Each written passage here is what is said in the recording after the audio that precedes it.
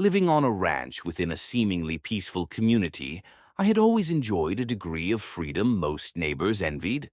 With expansive land, clear skies, and the quiet hum of nature just beyond my front door, life felt uncomplicated until the day the HOA slapped a $3,800 fine on me for offense. It started with a letter, official-looking, stamped with the HOA's seal, and surprisingly terse. It informed me that the fence I had recently installed on the perimeter of my property violated specific HOA covenants and must be removed or face the hefty fine. At first, I was stunned. A fence? My fence was sturdy, functional, and installed well within the boundaries of my property. It wasn't an eyesore or a safety hazard. I had even made sure it complied with basic county regulations. How could this be a problem? What compounded my surprise was that I had never received a prior warning or request for correction, only a demand for payment. The letter was unequivocal. Pay $3,800 within 30 days or face further legal action. As the police chief of the nearby town, I was no stranger to disputes or rules. But dealing with a homeowners association was a whole different battlefield. The HOA was a private organization wielding its own set of rules and penalties, often enforced with an iron fist. Initially, I considered paying the fine just to avoid hassle, but something about the letter rubbed me the wrong way. The tone was more punitive than conciliatory.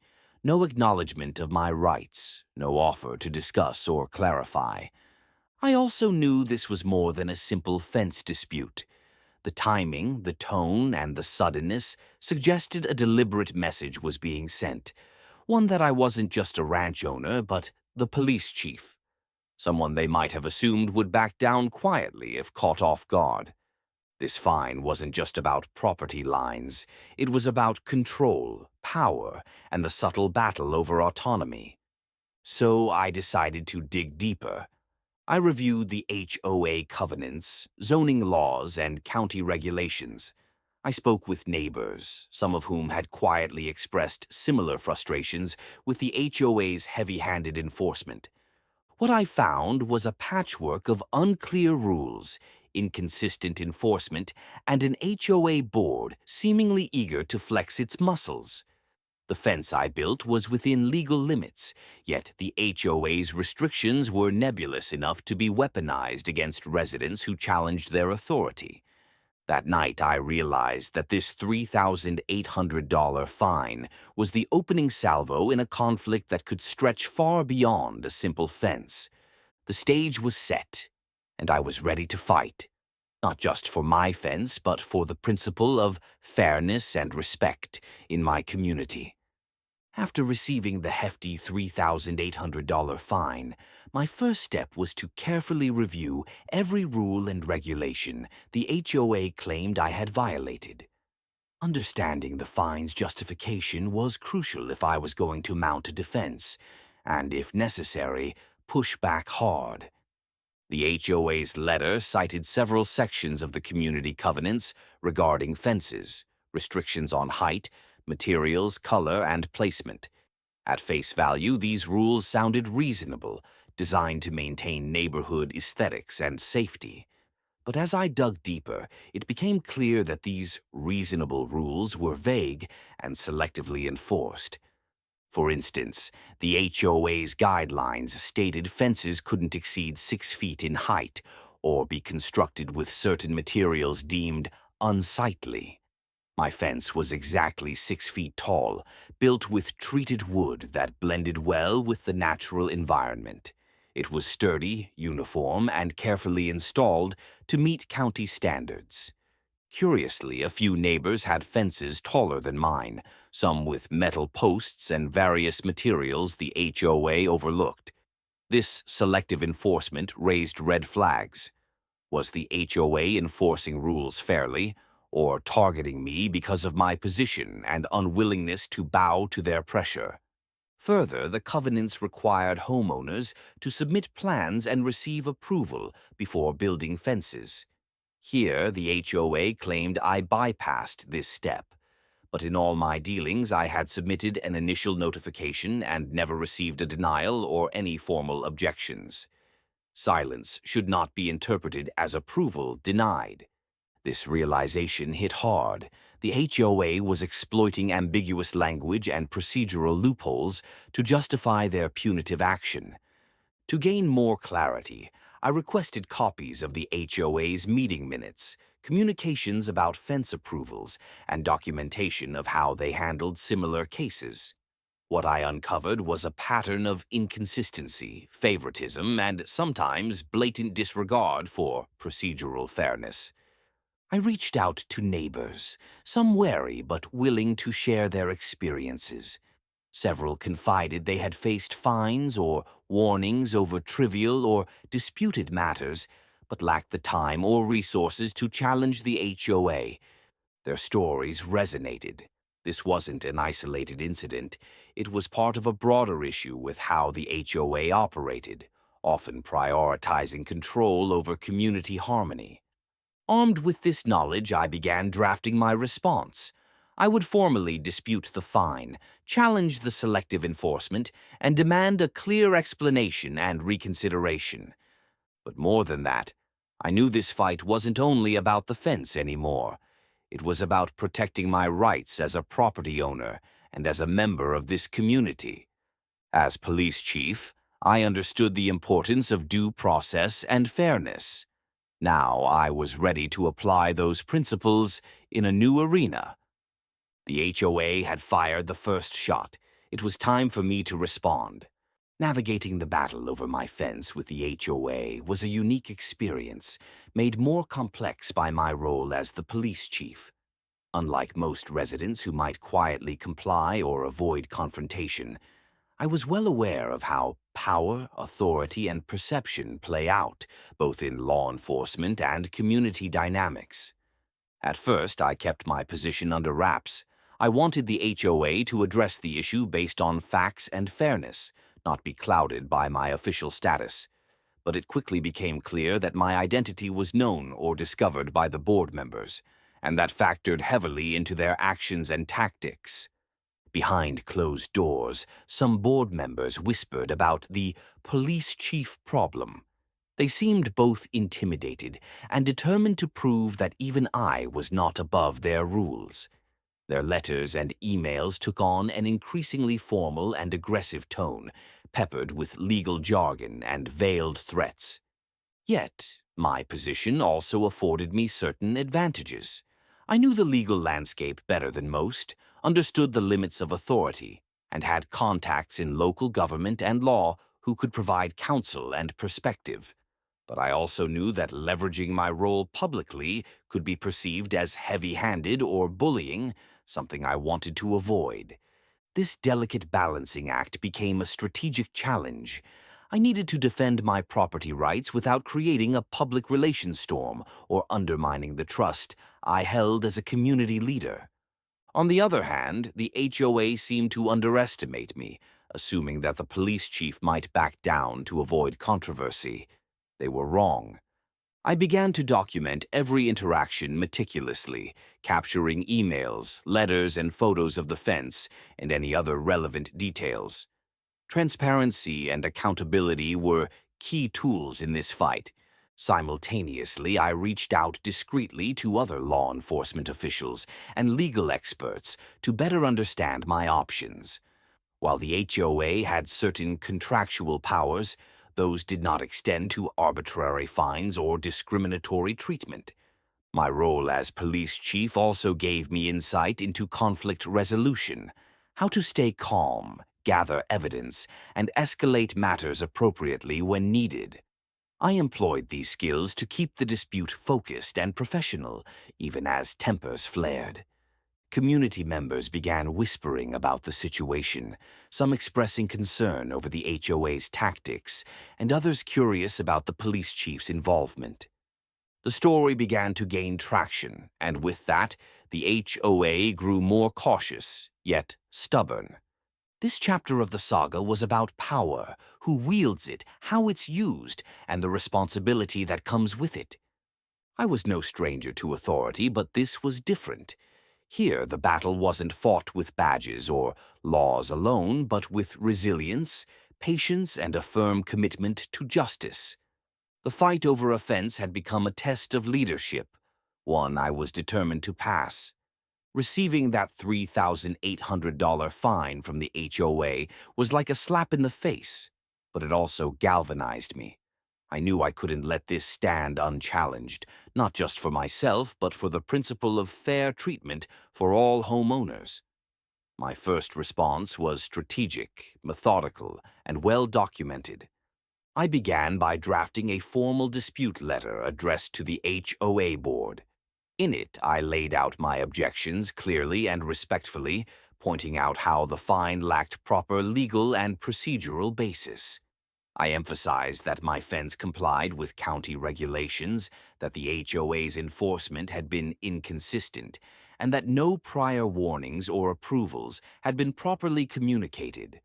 This wasn't about breaking rules, but about enforcing vague policies unfairly. Alongside the letter, I included photos of the fence from multiple angles, measurements verifying compliance with height restrictions, and references to the HOA's own covenants that supported my case. I also requested a detailed explanation from the board on how they arrived at the $3,800 figure, which seemed exorbitant for what should have been a simple correction request. Knowing that written communication would be scrutinized, I kept everything professional and factual. Although I was frustrated and angered by the fine, I resisted the urge to escalate emotionally. This was a legal and community dispute, and I intended to win it on solid ground. I also made sure to keep a personal log of every interaction with HOA representatives, noting dates, times, and the substance of conversations. These records would prove essential if the conflict escalated to mediation or court. After submitting my dispute, I requested a meeting with the HOA board to discuss the matter face to face. Sometimes conflicts that fester in writing can be resolved more easily through dialogue. During the interim, I talked privately with trusted neighbors who had faced their own challenges with the HOA. Their insights and experiences helped me prepare for potential pushback and strengthen my case. At the same time, I reached out to my attorney, an expert in real estate and HOA law, to review the fine and my dispute letter. Their initial feedback was encouraging. HOA boards have authority, but only within limits, and they must follow due process and apply rules fairly. The first step in fighting back wasn't just rejecting the fine, it was asserting my rights with clarity, evidence, and professionalism. In doing so, I wasn't just defending a fence, I was standing up for fairness, transparency, and respect in my community. The battle lines were drawn, and I was ready to go to the next level. As I prepared to press my case against the $3,800 fine, it became increasingly clear that the fence dispute was just the surface of a deeper issue. What initially seemed like a straightforward enforcement of HOA rules was actually part of a larger pattern of control and intimidation by the HOA board, an agenda that went beyond fences and aesthetics. After several meetings with board members, informal conversations with other residents, and a review of HOA communications, I noticed a disturbing trend. The HOA was selectively targeting homeowners who dared to challenge its authority or questioned its policies. My fence was merely the latest excuse. One board member, who spoke privately, hinted that my role as police chief had unsettled the group. They saw me as a troublemaker who refused to be managed like the rest. The fine was, in essence, a warning shot to make an example out of me and deter others from standing up. This covert agenda became more apparent when neighbors started reporting other incidents: arbitrary fines for minor landscaping, infractions, sudden demands to remove personal property, and last-minute rule changes with no community input. The HOA's leadership seemed less interested in fostering community spirit and more focused on consolidating power. Meetings often felt like rehearsed performances, where dissent was discouraged and transparency was an afterthought. Behind the scenes, whispers circulated about factionalism within the board, cliques pushing personal vendettas, turf wars over control, and resistance to any homeowner who questioned the status quo. This revelation fueled my determination. The fence dispute was symptomatic of a broader governance problem that threatened the rights and well-being of every resident. I began connecting with like-minded neighbors who had quietly suffered under the HOA's heavy-handed tactics. Together, we discussed forming a coalition to demand reforms, clearer rules, fair enforcement, and open communication channels. My role as police chief took on new meaning here, not just as an enforcer of laws, but as a defender of community rights and democratic principles. I also recognized that exposing the HOA's hidden agenda would require careful strategy. Public accusations could backfire without solid evidence, but silence would only embolden them. So I doubled down on gathering documentation, witness statements, and legal advice. The fight was no longer about just one fence. It was about holding the HOA accountable for how it wielded its power. This chapter revealed that the conflict was layered, personal, and political. But armed with knowledge and community support, I was more prepared than ever to confront the true challenge. As the fence dispute and the broader fight against the HOA's heavy-handed tactics escalated, I quickly realized that the community wasn't united. Instead, the neighborhood became deeply divided, some standing firmly by me, others wary or even siding with the HOA. The fault lines that appeared were as much about personal relationships as they were about property rights. On one side were the neighbors who had quietly suffered similar frustrations over the years. They admired my courage to take a stand, especially given my role as police chief. Many of them reached out to offer support, sharing stories of fines, threats, and unreasonable demands they had endured. Their encouragement strengthened my resolve, and together we started discussing ways to formalize our opposition, laying the groundwork for the Ranch Alliance, a grassroots group advocating for fair treatment. But not everyone was on board. A vocal faction of residents viewed the HOA as essential to maintaining the community's standards and believed that any dissent threatened neighborhood harmony. They considered the fence fine a justified enforcement of rules meant to preserve property values and aesthetics. Some even saw my involvement as an abuse of my position, fearing I might leverage my authority unfairly. This opposition was complicated by long-standing social dynamics. Certain families had ties to the HOA board or were invested in maintaining the status quo. They spread rumors that I was using my police chief role to intimidate neighbors or bypass due process. These accusations were painful but predictable in a conflict that had become personal. The division wasn't limited to public statements. At community events and HOA meetings, tensions simmered. Some neighbors would avoid me, while others openly confronted me.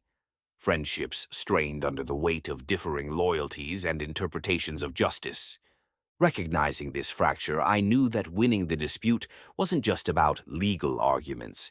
It required rebuilding trust and fostering dialogue. I began holding informal gatherings at my ranch lake, inviting neighbors on both sides to air grievances and share perspectives. These sessions, while challenging, helped break down barriers and humanize the conflict.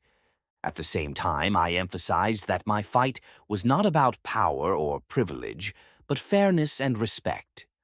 I stressed that the HOA's rules needed to apply equally to all residents, regardless of status. This chapter underscored a fundamental truth about community conflicts. They rarely split cleanly into right and wrong. More often, they reveal complex layers of identity, history, and emotion.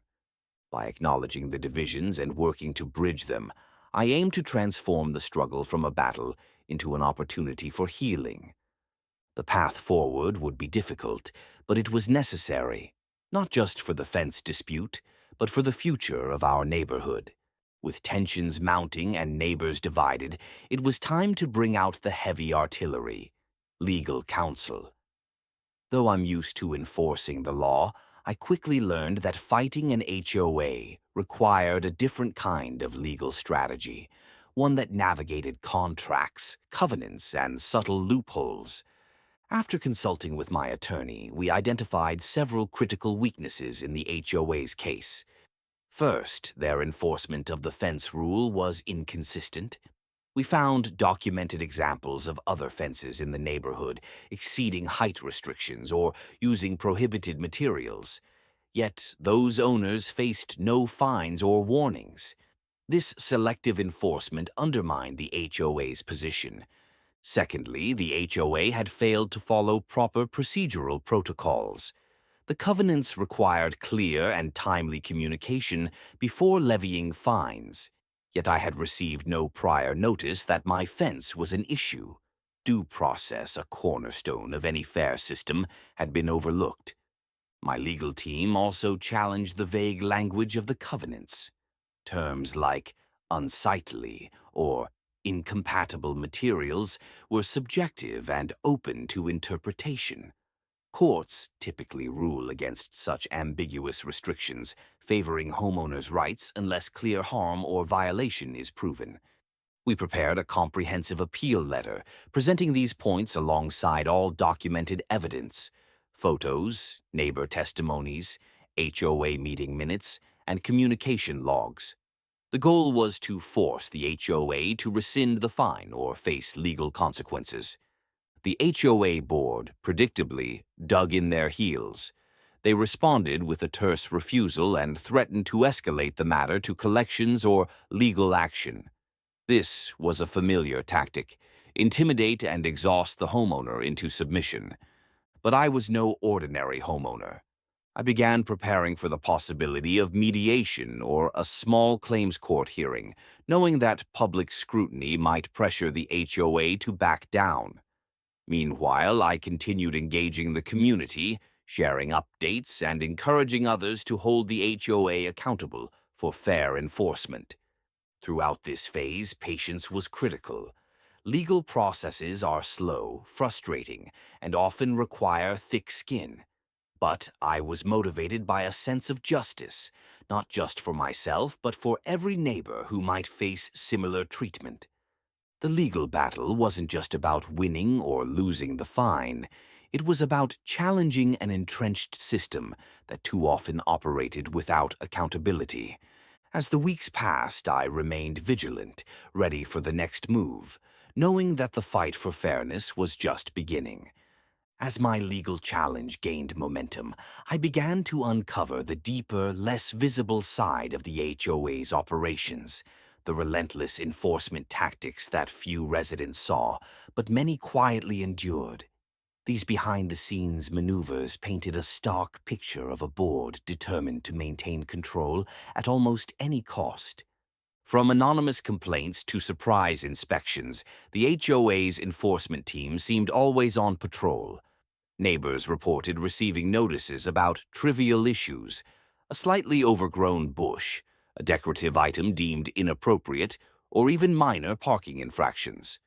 Many felt they were under constant surveillance, fearful of being the next target. The fence fine I faced was just the most glaring example, but the same tactics were applied to others. Warnings escalated quickly to fines, and fines often ballooned without clear explanation. The HOA's communications were frequently curt and unapologetic, with little room for negotiation. Moreover, I learned about the HOA's use of third-party collection agencies to pressure residents into paying fines. These agencies employed aggressive phone calls and sometimes credit reporting threats to coerce compliance. The HOA also exploited vague language in the covenants, applying rules inconsistently to keep residents off balance and compliant. Those who pushed back were labeled troublemakers and faced increased scrutiny. Behind closed doors, board meetings revealed an atmosphere of defensiveness and suspicion. Some board members seemed more interested in preserving their authority than in community welfare. Dissent was discouraged, and questions were often deflected or ignored. As police chief, I recognized many of these tactics as forms of intimidation, unethical if not illegal when applied without due process or fairness. I documented every instance, gathered testimonies, and began compiling a dossier highlighting the systemic issues. This evidence would be vital if the conflict escalated to a formal complaint with regulatory bodies or courts.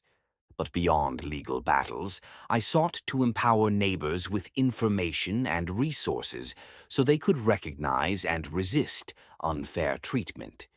The HOA's relentless enforcement was a symptom of a deeper governance problem, one where power was wielded with little accountability. Understanding this was key to developing a comprehensive strategy, not only to fight my fine, but to push for meaningful change. The battle was no longer just about offense. It was about standing up to an entrenched system that had lost sight of its purpose. By the time the HOA's relentless enforcement tactics became clear, I realized that fighting alone wasn't enough. To truly challenge the status quo and protect our neighborhood's rights, I needed to rally the community. This chapter marks the turning point in the struggle, from a personal dispute to a collective movement for fairness and transparency. I started by organizing a series of informal neighborhood meetings at my ranch. The goal was simple: provide a safe space where residents could openly share their experiences with the HOA, voice frustrations, and discuss solutions.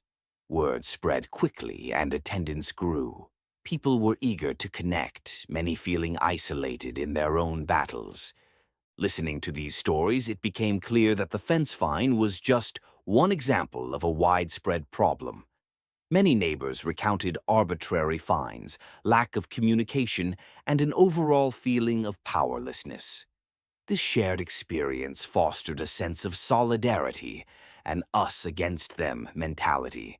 But I urged caution, reminding everyone that our fight was for reform, not division. Together, we drafted a community petition calling for several key changes: clearer, more reasonable rules, consistent enforcement, transparent board elections, and the establishment of an independent review committee to handle disputes. We gathered signatures door to door and online, quickly amassing significant support. I leveraged my position as police chief to advocate for dialogue, emphasizing that law enforcement and governance share a foundation of fairness and accountability. My goal was to build bridges, not burn them, with the HOA and fellow residents.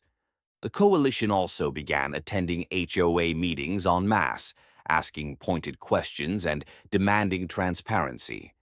Our presence disrupted the board's usual proceedings, signaling that residents would no longer accept backroom decisions.